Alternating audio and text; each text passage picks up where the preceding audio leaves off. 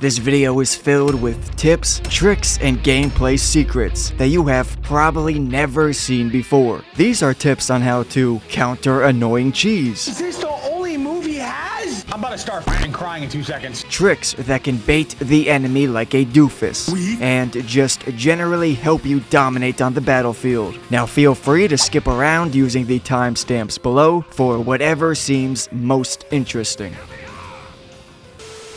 Alrighty then, so I found a spicy new combo reset technique while grinding Z-ranked PvP. And yeah, fighting in Z-rank can get wild. Warriors, prepare for battle! Here's a great example. This tech is all about using charged low sweeps to reset the combo.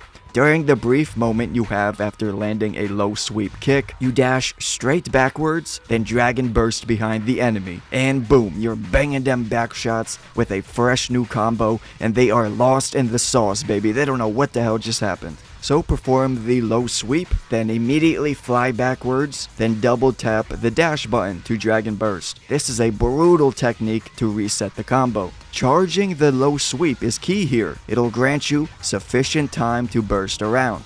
Although this is indeed frustrating, it's not some dirty cheese fest where you're sitting there mashing the same button like a toddler who just discovered the triangle button for the first time. Nah, shun, this is just a simple combo reset. Instant transmission may seem one-dimensional. You use it to teleport behind the enemy and start booting them back shots. However, it can be used defensively as well. Wiping out their lock-on system can be taken advantage of quite effectively. You use instant transmission to teleport over, then immediately burst up or down. You just dip out of there, man. And usually, they won't be able to find you for a few moments. Cause in this game, not being locked on is like having temporary brain damage. So this example here, we got Raccoon in sparking mode. Yeah, screw that, man. He's got an explosion ultimate I did not want to mess around with. So I used instant transmission, then immediately bursted upwards and got the hell out of there. Once I got far enough away, he could not pinpoint me. This allowed me to freely charge my ki, take a little break, drive to the pharmacy, pick up my painkillers and antidepressants, come back, and he's still looking around like a doofus. So this can be used if you are trying to evade their sparking mode, just like the example I showed, or if you need time to charge ki, maybe to charge into sparking mode yourself. Some of the best opportunities to perform this technique is by using instant transmission when they are moving. In the example I just showed, I used it right as he dragon bursted at me. He probably had no clue what the hell happened. He dragon bursted to the destination, started throwing hands, but I just disappeared. Help! Police! Help! Police! Help! Help! Now this is something that has completely changed my effectiveness in team battles. When you swap out, then swap back in, you retain your skill points, right? Whatever key and skill points you had when you jumped out will remain and be available when you swap in. So, this can be taken advantage of with fighters you want to transform. Big example would be Teen Gohan. You begin fighting, throw hands for a minute, then once you have 2 or 3 skill points stocked up, do not immediately transform. When you see, oh happy days, I got enough points for Super Saiyan, don't transform. Instead, swap out. Allow him to heal a bit of that damage you just took while building up the skill points. And now when you swap him back in, you will immediately transform and start fighting as Super Saiyan with almost full health. This can be useful for any fighter with a strong transformation. Even with Goku Black, I only need 2 skill points for Rose. So I fight as Goku Black till I got 2 or 3 points, swap out to my team's anchor, then about a minute later, I'll rotate Goku back in, with health recovered and able to immediately dive into the transformation. So here you can see, I've become Super Saiyan Rose with damn near full health.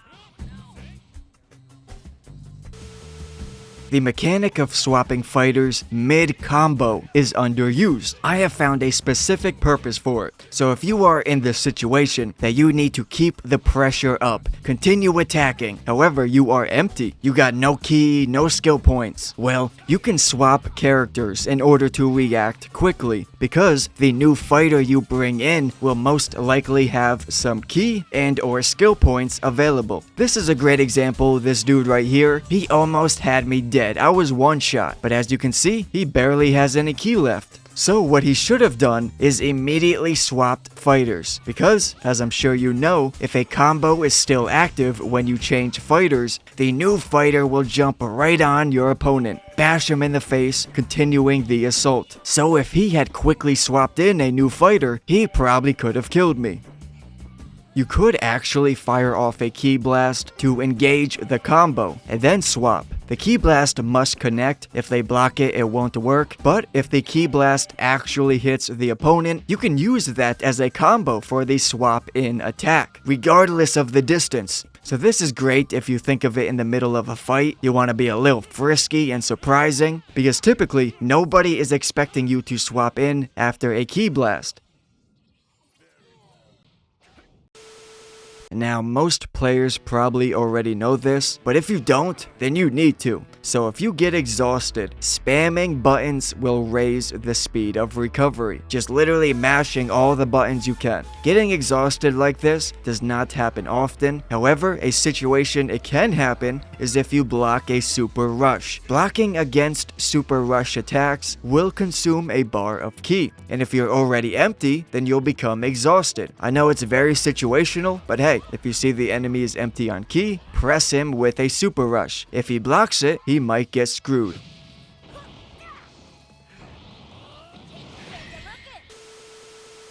This is a random tip, but Shiaotsu is a beast. He should have been in my secretly overpowered characters video, because number 1, he does not have after image strike, only the standard after image, which is a big plus in my book. Number 2, his ki blast can stun you. He fires off not 1, but 2 big, juicy balls of energy that slowly target you, and if connected, will stun.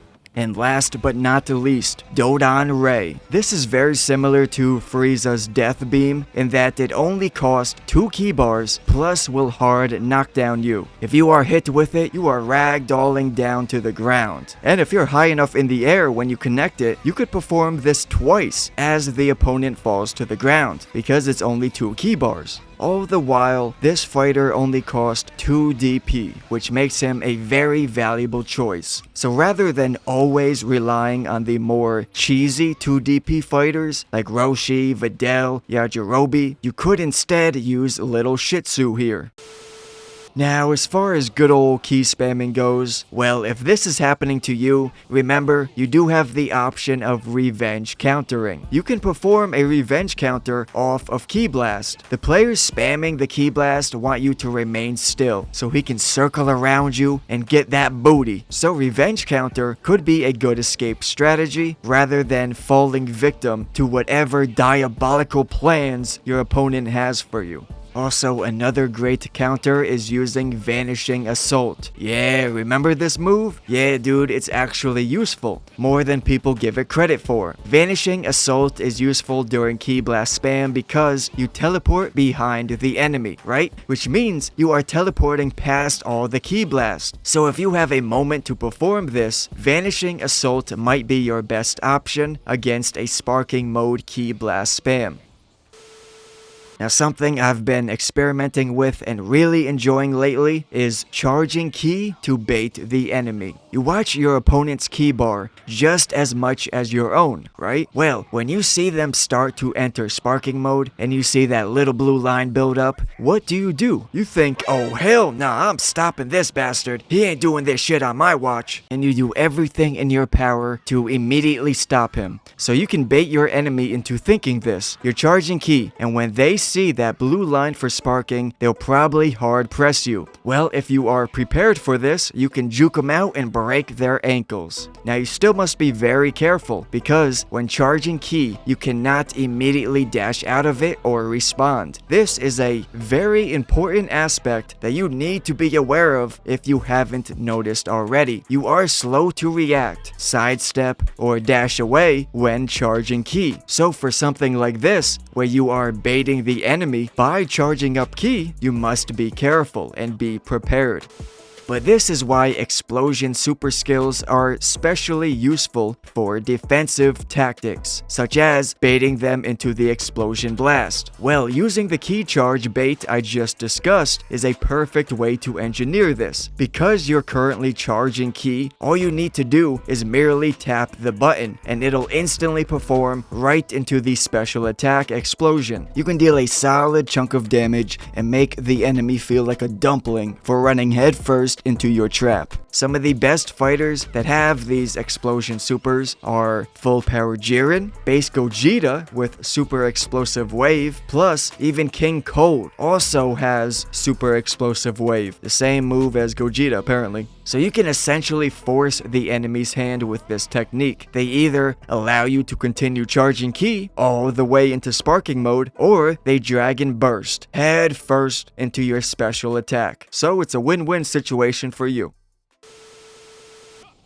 Now I've been performing some Ki Blast tech that's been very effective. So you can't do two charged Ki Blasts simultaneously, right? You must wait for the charged Ki Blast to expel itself before you can fire another. This isn't an issue when you're up close, but firing from long range, it is indeed a hindrance and slows your firing down. However, every character has their own version of Ki Blast they perform while standing still. Some characters have awesome, unique versions of this, like Ultra Instinct Goku. Well, you perform a charged blast while moving, then stand still for just a moment and pop off your unique enhanced blast. That'll be two big boys coming at them one after another. So going back and forth like that can be lethal with the right characters.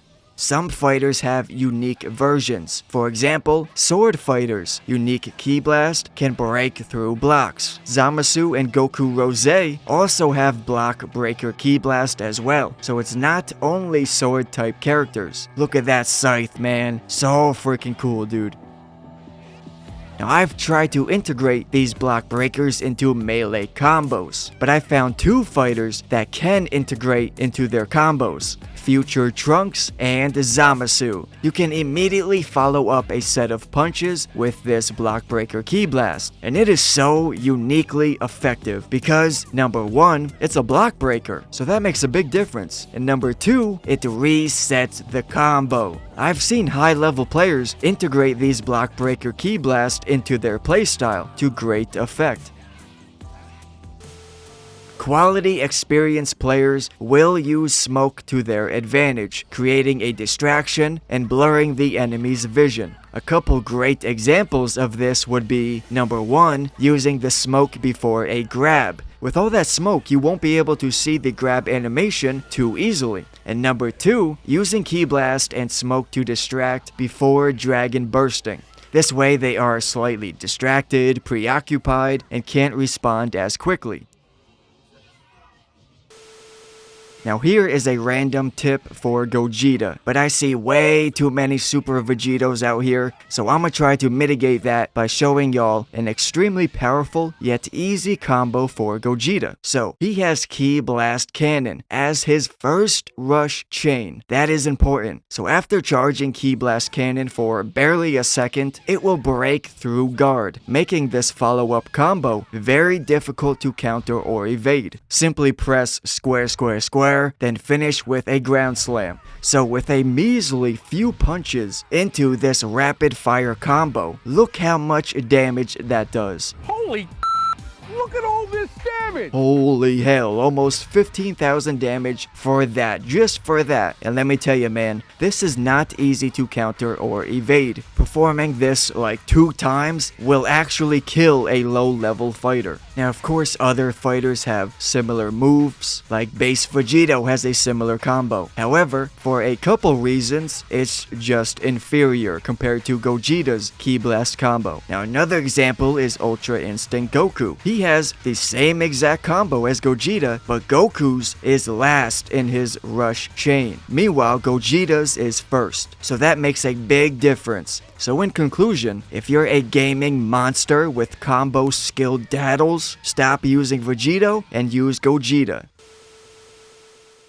Now let's get cooking with these giants. Yes sir, they are indeed frustrating. Now, as far as dealing damage against giants, it becomes very specific, like you don't have many options. Your first form of attack is quickly using a lift strike. First of all, lift strikes are great because even low-level fighters that cannot stagger giants with regular melee can still kick up with a lift strike. Second reason, when you perform a lift strike and follow through with the standard combo, it'll hard knock down the giant and he'll float down to the ground like a fat air balloon. What I like to do is quickly punch once or twice, then vanish behind. Then boom, dive straight into a lift strike and send them flying. This way, you end up knocking them away from the back, placing you in a perfect position for a Kamehameha or special beam attack.